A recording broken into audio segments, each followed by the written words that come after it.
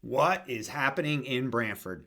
The median price in December skyrocketed, and I'm here to tell you why that happened and more information about who's moving to Connecticut or who's moving to Branford and where are they coming from. My name is Dan Lussier with eXp Realty, and if you like this kind of content, please be sure to subscribe and follow for more. And if you need any help in your real estate transactions on the shoreline of Connecticut or anywhere really in Connecticut, please give me a call at 203 494 1082. All right, let's get into the market report. So, we're going to do a deep dive into Connecticut Housing Market Report for December 2025. This report offers a comprehensive look at what's happening right now in the local real estate landscape. We'll explore key trends and data points that are shaping opportunities for sellers, investors, buyers. So let's get started with an overview of what's going on in Branford. So building on our introduction, the Branford market is truly dynamic, showing clear signs of balance and opportunity. We're seeing a shift from a heavy seller-dominated market to one that's more equitable on both sides. This means more room for negotiation, strategic moves. Lower mortgage rates are providing some much needed relief for home buyers, making purchase more accessible, and strong migration trends from New York continue to fuel sustained demand in our area. We'll unpack these highlights and further as we move through the data. Branford housing market data. Now let's see what the numbers that paint this picture. Looking at our market data, we see significant price appreciation in the single-family homes with median sales price up 68.4%. That's year over year. Now, what is causing this is if you look at how many homes were sold in Branford in December, there was about 33 of homes total. 9 of those were over $1 million. So we had a big spike in the luxury market, which is causing this huge number and why it doesn't show the real picture. But it does indicate a shift in buyer power. Even with the inventory remaining constrained, the blend of strong appreciation, longer market time points to a nonchalant market, which we'll explore further in the mortgage rates.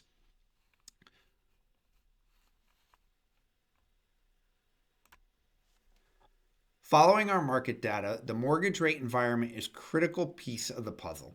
In December 2025 brought some good news. Rates reached their lowest point of the year, with the Connecticut average for a 30-year fix was right around 6.16.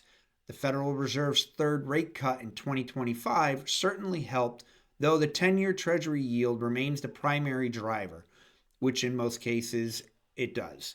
Most economists predict rates will stay above 6% through 2026, making the current dip a significant window of opportunity for buyers.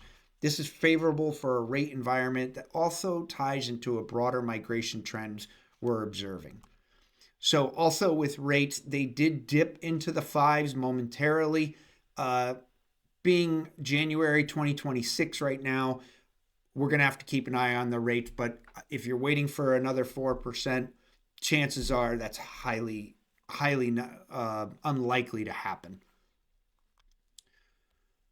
So let's look at migration trends in 2025. Connecticut to the mortgage rate discussion. Migration trends are a powerful force shaping our market. While Connecticut saw a net loss in domestic migration, ranking 42nd in the U-Haul Growth Index, we're seeing a strong in-migration from international sources and importantly from New York. People are seeking suburban space, excellent school districts, primarily to major cities like New York and Boston. The international shift from the larger Connecticut cities to smaller towns like Guilford directly impacts the demand in the shoreline communities like Branford. These trends have significant implications for the stakeholders, starting with home buyers. Boy, I can't talk today. Strategic implications for home buyers. For home buyers, this is a pivotal moment. We're seeing a favorable window open up driven by lower rates and more balanced market. You have an increase in negotiating power now. Homes are staying on the market longer, giving you more room to negotiate on price and terms. But remember, Branford is still highly desirable. Quality homes will still attract competition, so be prepared to act decisively. So let's consider what this means for sellers. So now for our sellers, the shift means strategic pricing is obviously critical. Overpriced homes will sit, losing their appeal, which is I'm seeing firsthand. You need to price it accurately from day one. And think about who you're trying to attract. Highlight features like home offices, spacious yards for those New York buyers who we discussed. Listing early in the year also gives you an edge, capturing that initial surge of buyer demand, which I'm already seeing in January. Next, we'll look at the implications for investors. Strategic implications for investors in Branford presents some compelling opportunities. The internal migration trends we've seen suggest a strong rental market here. Single family and multifamily rentals could offer excellent returns, and both Branford's prime shoreline location and the proximity to New Haven, we expect a strong long-term appreciation.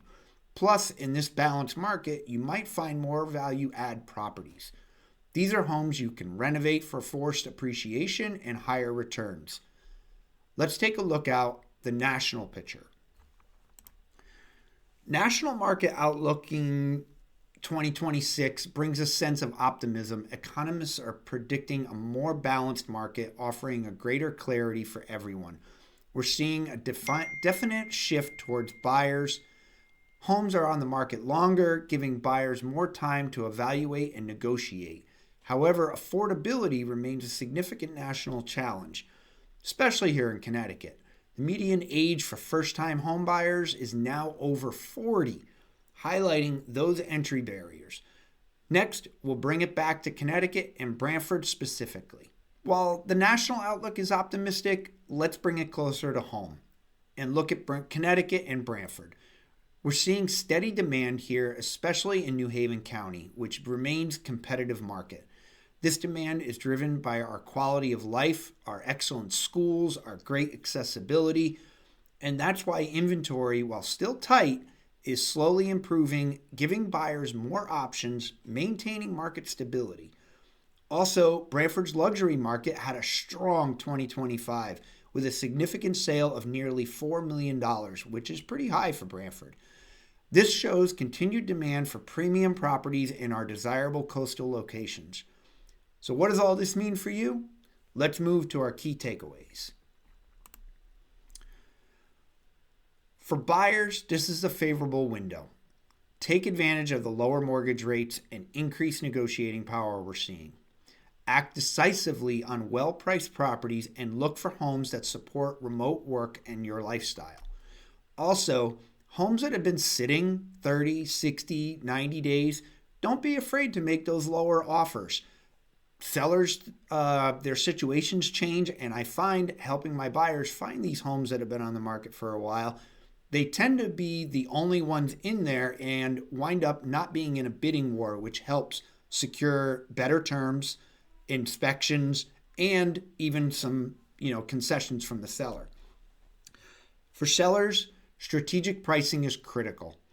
Highlight those key features that appeal to out-of-state buyers and consider listing early in the year to capture seasonal demand. For investors, explore the rental opportunities driven by migration trends. Look for value-add properties and focus on Branford's long-term appreciation potential. The Branford market is transitioning, offering opportunities for everyone. Strategic planning and informed decisions will be essential for success in 2026. Thank you for joining me today, and if you have any questions, leave a comment below. I would be happy to help you with any of your real estate needs, or you can call or text me anytime at 203-494-1082. Look forward to serving you in the future.